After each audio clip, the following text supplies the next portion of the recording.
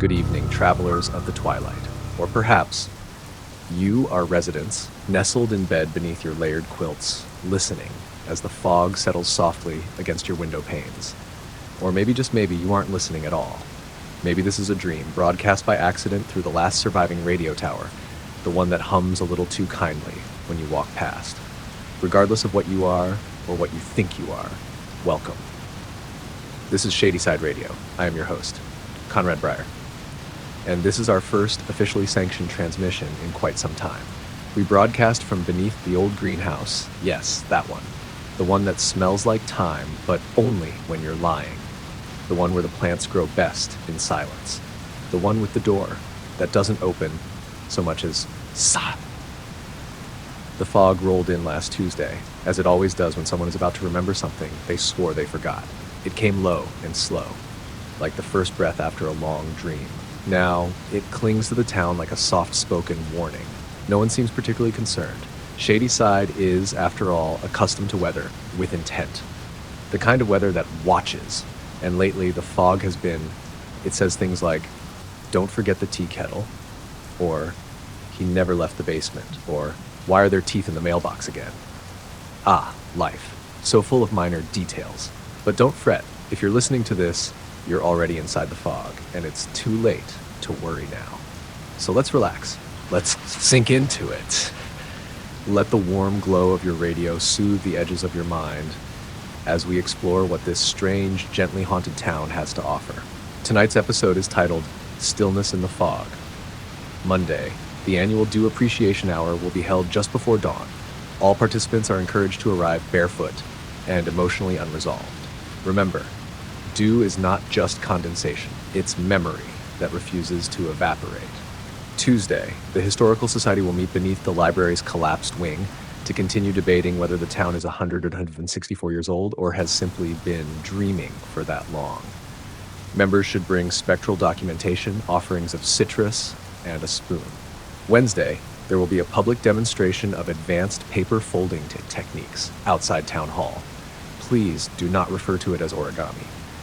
The paper does not like that. Those attending last month's folding felt it watching them for days afterward. Thursday, a temporary portal to somewhere else will appear near the elementary school jungle gym.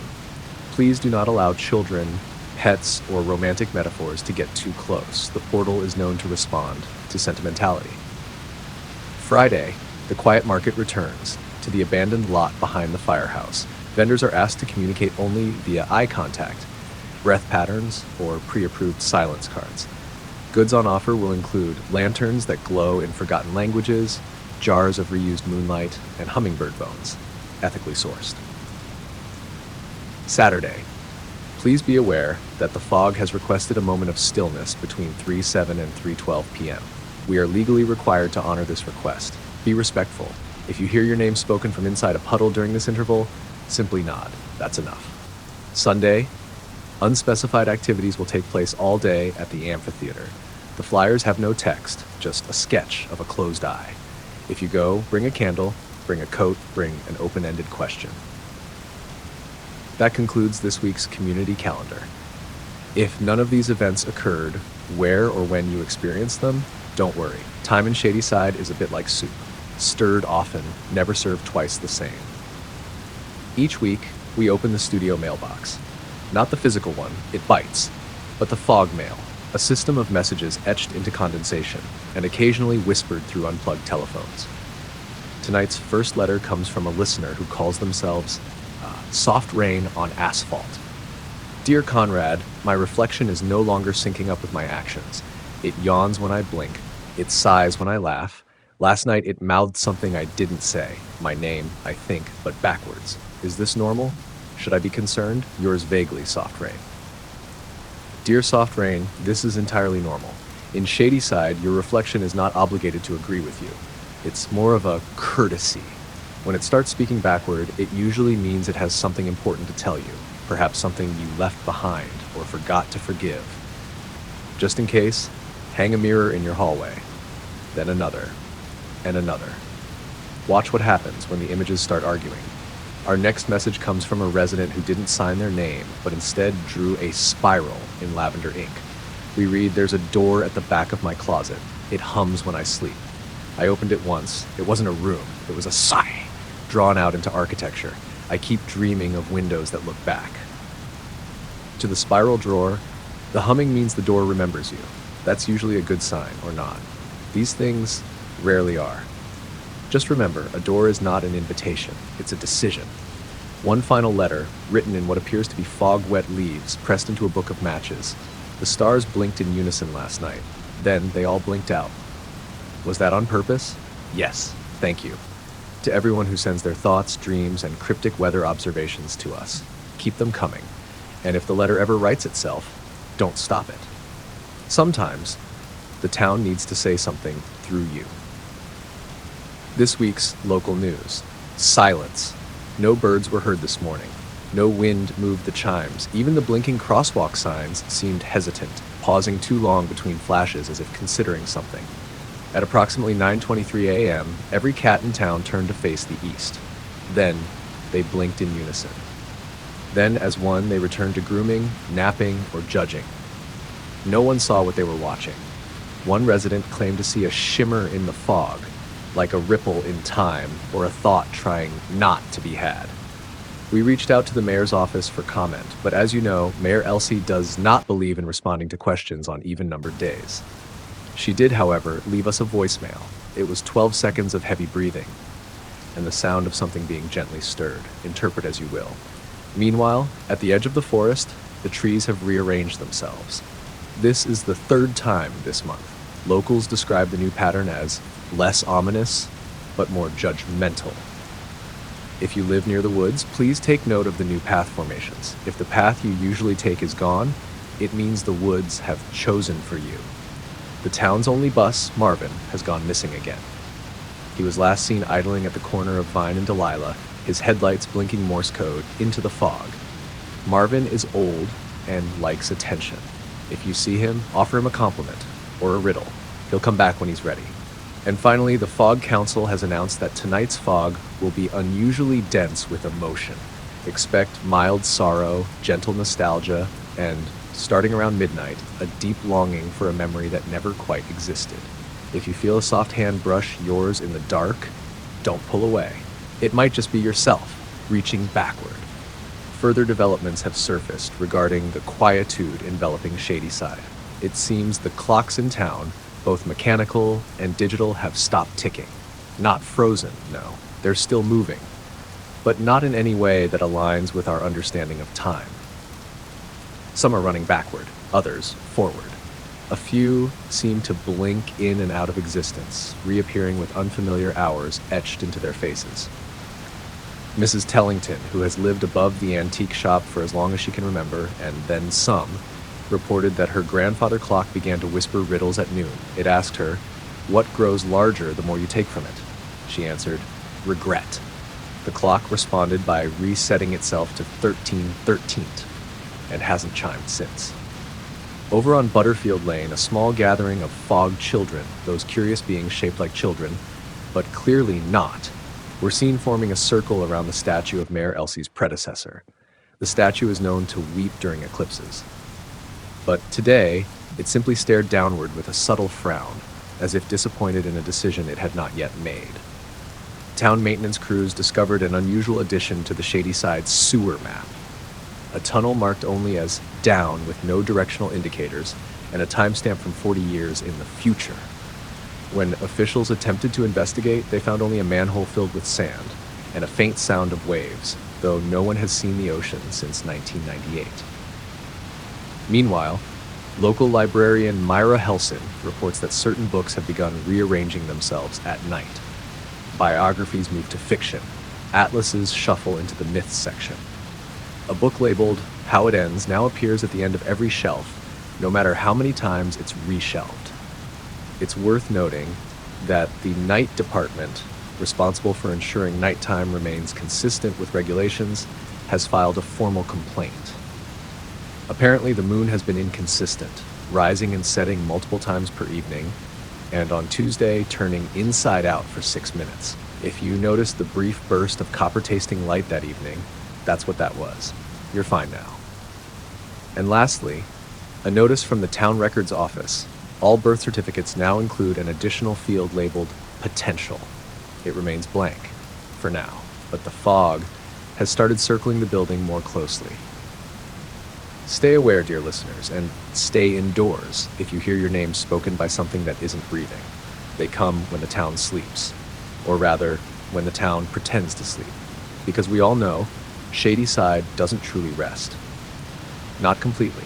The Night Watch is not a formal department, though it is respected like one. It's made up of volunteers, draft dodgers, and those who were chosen by fate, accident, or a misread library receipt.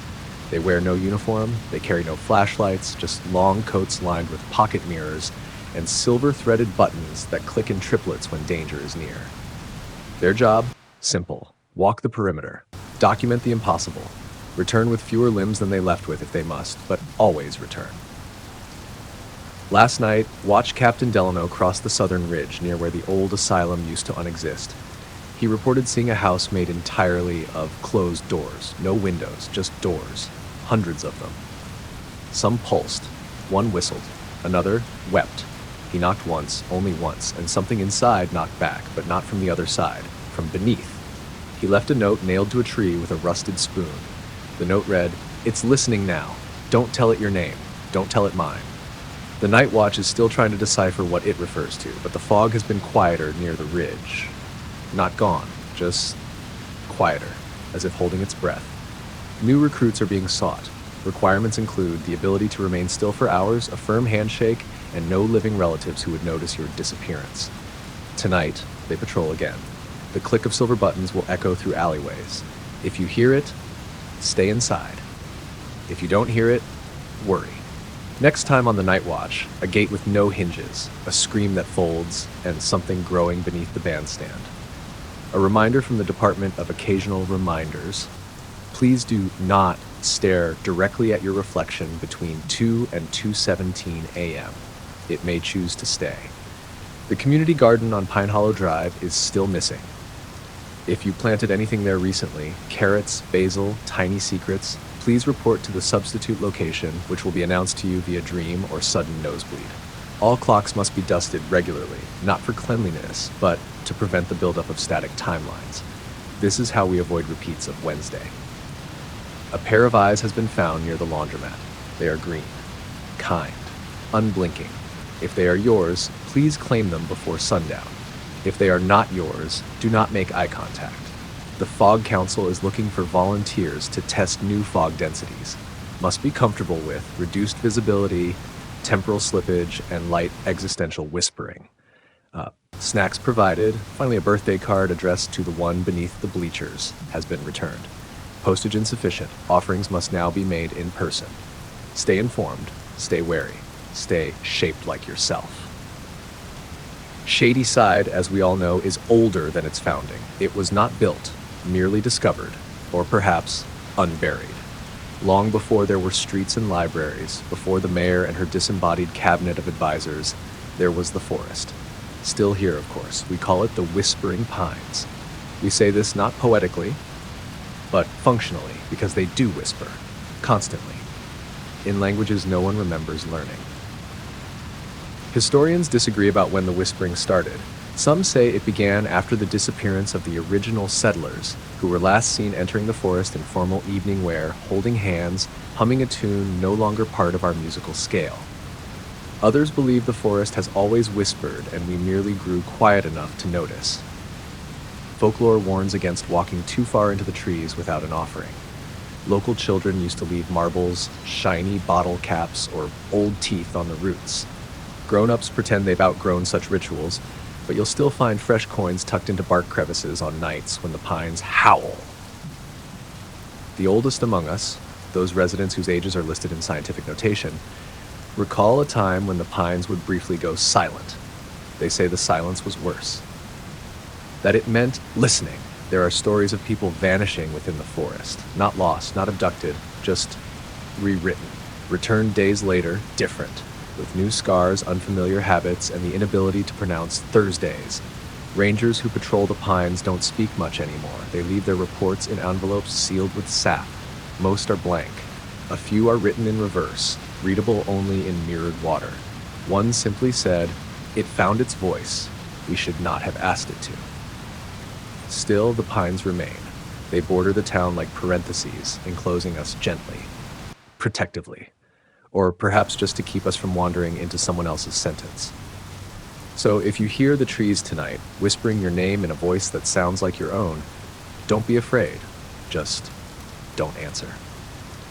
Welcome back, seekers of inconvenient truths and comfortably absurd deceptions. It's time once again for Conspiracy Corner, brought to you by the number 9 and by the shape that lives inside your light switches. This week's theory is one we've tiptoed around for some time now. You've asked, you've theorized, and now at last we address it head on. Shady Side does not exist in space, but rather in memory.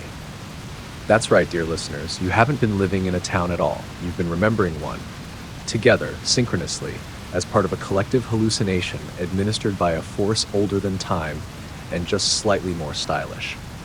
According to the folded map, hidden beneath the oldest pew in the non-denominational church that no longer aligns with any known geometry, Shady Side was never plotted on any earthly coordinate. The map folds into itself endlessly like a paper fortune teller or an argument with a grandparent. The town lies not on the map, but between folds. The implication is clear. We were never supposed to be here. Consider, no one has ever successfully driven out of Shady Side. Many have left. All return, some sooner, some differently. The train that departs from Platform 0, it always comes back emptier, but heavier. Postal codes change weekly. No one complains. Mail still arrives, sometimes before it's sent. Sources, anonymous, gelatinous, and always wet, claim that the fog is not a natural phenomenon, but an interface, a veil, a compression algorithm designed to filter the unbearable edges of reality. What we see is curated. What we don't see is curated more aggressively. And then there's the owl problem. You've seen them. We all have. Watching. Always watching. But never blinking in sequence. Experts believe the owls are not owls, but drones controlled by the town beneath the town, a council of duplicates formed whenever someone dreams too vividly of their own home. Listener M from the 3rd subdivision wrote in to say that her mirror self has begun blinking out of sync. She's not copying me anymore, M wrote. She's watching. I don't think she wants to come through. I think she wants me to go in. Now, skeptics will point out that this is all easily explained by gas leaks, mold exposure, or generational trauma. But I ask you, can mold make your shadow speak Esperanto? Can trauma explain why your footprints sometimes lead ahead of you? This week's takeaway: if you think something's wrong, you're probably correct. If you think something's watching, it probably is. And if you think none of this is real, well, then you've finally caught up with the rest of us. There's something going on with the stop signs in Shady Side. It began, quietly, with a single sign at Mayweather and 3rd. Local crossing guard and part-time symbolist Dennis Lorick noted that the stop signs seemed to rotate slightly each morning, as if trying to point towards something it couldn't quite see or didn't want to see directly. Dennis took pictures over several weeks. Each day, the sign tilted a fraction more clockwise. When it completed a full rotation, 360 degrees, Dennis vanished. Only the photographs remained, arranged in a perfect spiral around the sign's pole, as if the sign had been watching him back. Now residents claim other signs are following suit. One, near the middle school, now points directly upward. Another at the end of Weeping Lane has been replaced entirely by a mirror. You stop, you look, and what you see isn't quite you. It's potential you, future you. Or the version who never stopped at all. And it's not just the signs. The town's pigeons have become more organized, coordinated. Witnesses describe formations in the sky, shapes resembling glyphs from forgotten languages. One flock flew in a perfect pentagon, then hovered, motionless, for 17 minutes before dispersing. Their shadows, however, remained. At Grocery Glen, barcodes on cereal boxes now scan as coordinates. Some residents visit, some return. A few now buzz when they stand near electronics. There's a theory that the town itself is rearranging, that our streets are not consistent, that some houses have never had front doors, despite the fact you walked through one yesterday. Real estate listings have begun to include hot topographical instability ratings and fog resistance scores. Prices are still up, though.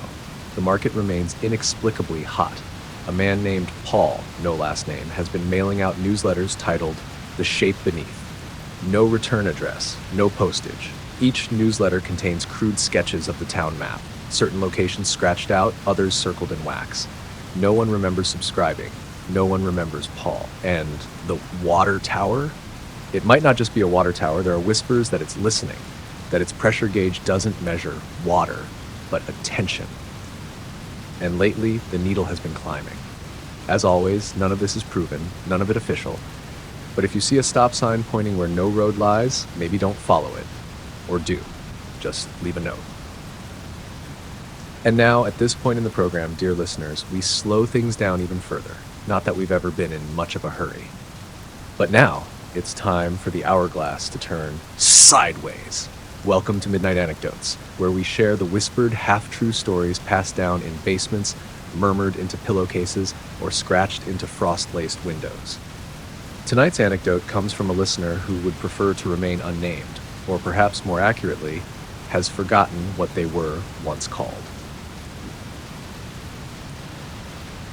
They begin, I used to walk the same route home every night, past the old train yard, through the narrow cut where trees arch like vertebrae, and down the street where the houses lean just slightly toward the center, as though eavesdropping on the pavement. One night I was later than usual. The town was quieter than usual, and the stars had rearranged themselves into something that looked suspiciously like a diagram. I passed Mrs. Elbridge's house and noticed her porch light flickering Morse code again. I waved. It blinked twice. It was near the phone booth on Hollow Street. Yes, that phone booth. The one that's never connected to anything but still rings at odd hours. That I heard the sound. Not footsteps, not really. More like the idea of footsteps. The suggestion that someone or something might be choosing to match my pace without making a sound. I didn't turn around. I kept walking. Because there are rules, you know. Rules you don't find in books. Rules you feel in the bones. The first rule is never turn around if the air goes still. The second is don't whistle back. I passed under the broken streetlight, the one that hums lullabies if you stand still long enough. And something changed. A second shadow. Not mine, not anyone's, just there, longer than it should be. Still, watching. I walked faster. So did the shadow. At the edge of my street, just before I reached my door, it spoke. Not aloud. Not even in my head. It spoke in my heartbeat. One word, one warning, soon. I've moved since. Changed jobs. I never take that path home. But sometimes, when I look in my rearview mirror, I don't see myself. The listener ends their tale there. No name. No location, just a shadow's promise and a trembling echo. Thank you, Anonymous. And to the rest of you, if you have a midnight anecdote, leave it beneath your pillow. If it's meant to be heard, we'll know. We always know. Sleep gently, or pretend to. Sometimes, that's enough.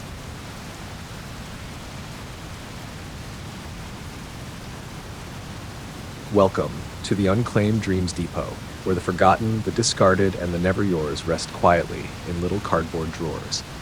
The depot operates out of the old station house on Calico Street, the one you pass every day but swear you've never seen. Its windows are perpetually fogged from the inside. Its bell doesn't ring when you open the door, but a soft sigh escapes instead, as if the building itself is exhausted by what it holds. Inside, a single clerk tends to the inventory. Her name is Ula, or something close to it. She wears thick glasses, not because she needs them, but because the dreams don't like being seen clearly. Ula's job is not to sort, or clean, or categorize. That would be impossible. Instead, she waits. For visitors, for claimants, for something older than both. Dreams end up at the depot for many reasons. Some are lost in sleep and never return. Some are stolen by cats, by lovers, by the wind. And some were never meant to be had at all. The depot makes no judgments. It simply stores them, wrapped in velvet shrouds and labeled in careful, cramped handwriting. Let's take a short walk through the aisles, shall we? Quietly. The dreams are napping. Drawer 109 fifth holds a recurring dream of falling up into the sky, not down. The sensation is serene. The dreamer never hits anything, just keeps floating higher and higher, past clouds shaped like question marks, into an unfamiliar atmosphere. The dream smells of rosemary and metal.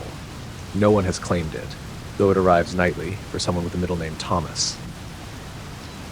Ula has checked. No one in town has a middle name anymore. Drawer, Hoshman Tone 20 hitter, contains the last dream of a dying crow. It is warm and sweet, involving a nest made of stolen cufflinks and red thread and a sky that doesn't end. This dream was dropped by accident by a child named Julian, who hasn't yet been born. Eula keeps it wrapped in blue paper and plays it lullabies from time to time. Drawer 014A refuses to open. It hums slightly when approached, has a faint tremor, like something moving just beneath the wood. Ula says it's a shared dream, one had by dozens of residents over several decades. No one remembers having it, but everyone is afraid of the color it leaves behind on their pillows. Some drawers are stranger. Drawer 301K opens into a mirror, not a container. When you peer inside, you don't see yourself. You see the version of you that took the train. That said, yes, that left. That version is smiling. That version is older. That version hasn't blinked in 2 minutes. Drawer 666 is empty, and always full, and empty again. It's best not to speak to it. In the back of the depot is a red leather chair that is always warm, even in winter. Visitors who sit there often fall asleep. They wake with strange impressions in their palms, stars, teeth, the spiral that appears on Old Town maps before they're retracted. Most visitors choose not to return. Ula, patient and small, keeps a guest book. It has only 7 entries. The 7th was written in a language no one in Shady Side speaks, and yet everyone who's seen it feels as if it's something their mother once whispered while they slept. There are rules for retrieving dreams, of course. Do not try to claim a dream that isn't yours. It will know. Do not lie about your name. The dreams don't like liars. They become clingy. If a drawer opens on its own, do not look directly into it. Just nod politely and back away. If you hear someone calling to you from inside the depot, they're not. That voice belongs to the depot. It has a fondness for mimicry. Ula will ask you 3 questions before allowing retrieval. 1. What was the last thing you forgot? 2. Whose shadow do you carry? 3. When was the last time you dreamed without sleeping? If you answer truthfully, you may take your dream. If not, well, Ula doesn't say. But drawer 0114A hums a little louder when someone lies. From time to time, dreams simply leave on their own. They slip beneath the door or out through cracks in the windows. You might wake one day with a strange impression in your mind, a place you've never been, a scent that doesn't exist, a face that makes your teeth ache, and think, I must have dreamed that. You didn't. It found you. The depot is always open, though never at the same hour. Sometimes it's only accessible from reflections. Other times from the long hall behind the dry cleaners that everyone assumes is storage. Rarely, very rarely, it appears inside other dreams, beckoning quietly in the distance. Should you come across it, be kind. Don't knock. Just whisper permission and step inside. Let Eula do the rest. And if you don't remember your dream by morning, don't worry. It remembers you. Good evening again, dear listener. It's late now. Later than usual. Later than time prefers to be. You may have noticed the air thickening just slightly, the way molasses forgets how to move when left too long in shadow. You might have felt the quiet rearrange itself around your shoulders. The walls of your home are listening. Politely, of course, but listening nonetheless. Yes, it's nightfall again in Shady Side, and with it comes the warnings. Not for fear, not for panic, but for preparation, for awareness. For the soft readiness of knowing. After all, night is not the enemy here. Night is simply older than we are, and it remembers things. Warning 1. Do not follow the third moon.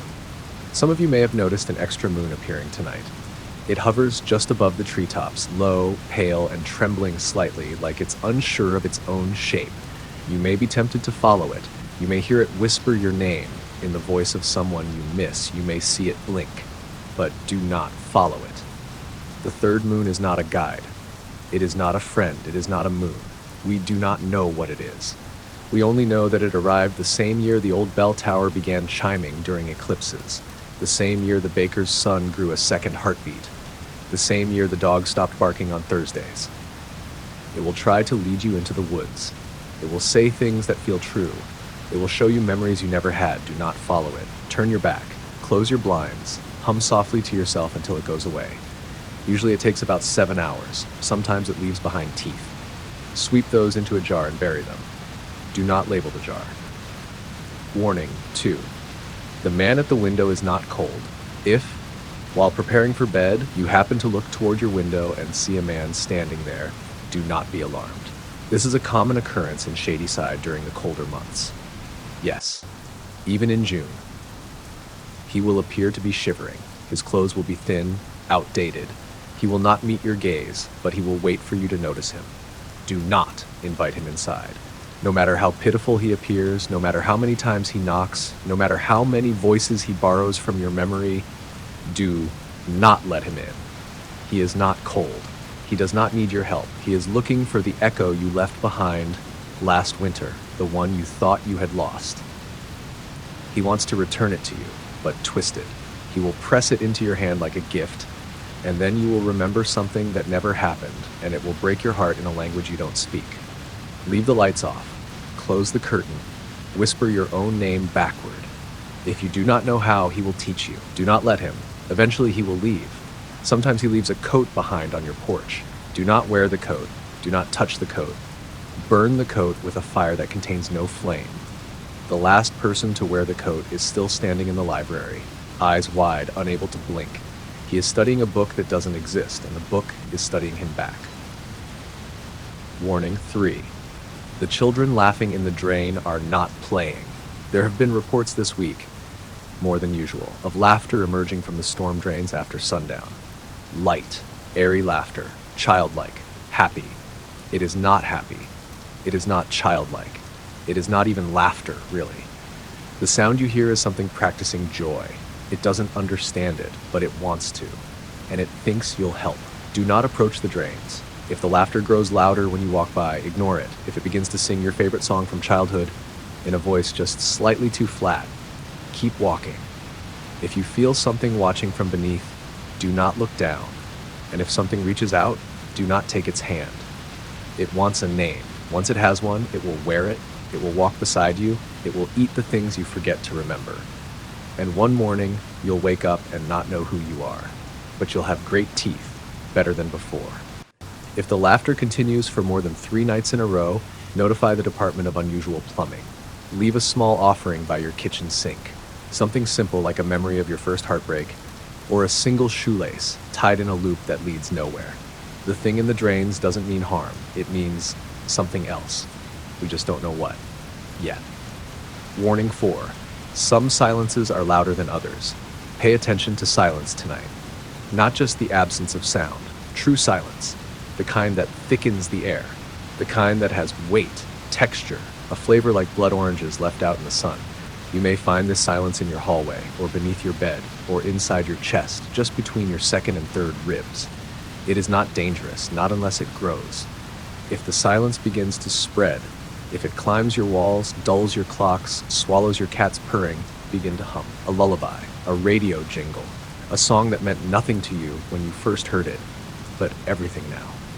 Silence, in Shady Side, is a living thing. It grows where fear has been scraped thin. It listens, it learns, and sometimes it speaks back, in thoughts you never wanted.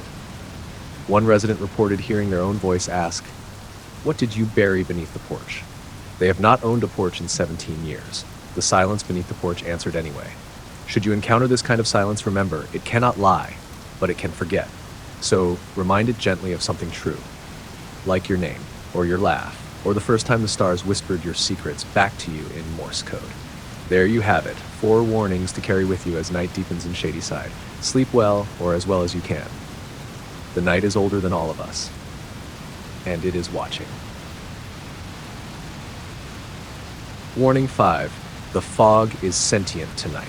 You may already know this. You may have seen it moving earlier this evening, not drifting, but choosing. The fog is always with us. But some nights, like tonight, it remembers its shape. It grows fingers, legs, eyes that blink slowly with affection. Tonight, the fog is sentient. It has opinions. It has preferences.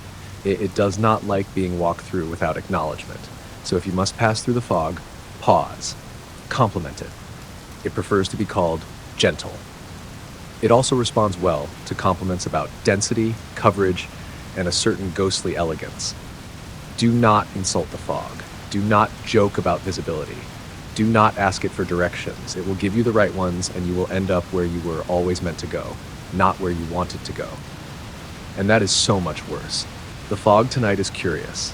It will watch your dreams if you let it. It will hum if you leave your windows cracked. It will remember your scent and carry it for miles. If you treat the fog kindly, it will leave small gifts by your doorstep. Old photographs of you as a child, doing things you don't remember. Little glass beads filled with forgotten moments. A key to a room that has never existed but longs to. If you are cruel to it, well, it knows how to open locks from the inside. That concludes tonight's Nightfall Warnings. Please remember, night does not come to hurt us. It comes to remind us that light was never promised, that rest is not earned, that dreams are visitors, and sleep is a door. Keep your curtains drawn, speak kindly to your walls, hum a tune that hasn't been written yet. And if something knocks gently at your soul tonight, let it knock, just once. Then wait for the sun to come back. It always does, usually. Good night, Shady Side. Sleep well. Don't forget who you were before midnight. And so we reach the end of tonight's broadcast. The fog has settled in. The clocks, those still ticking, have all synchronized to a time that isn't real but feels correct.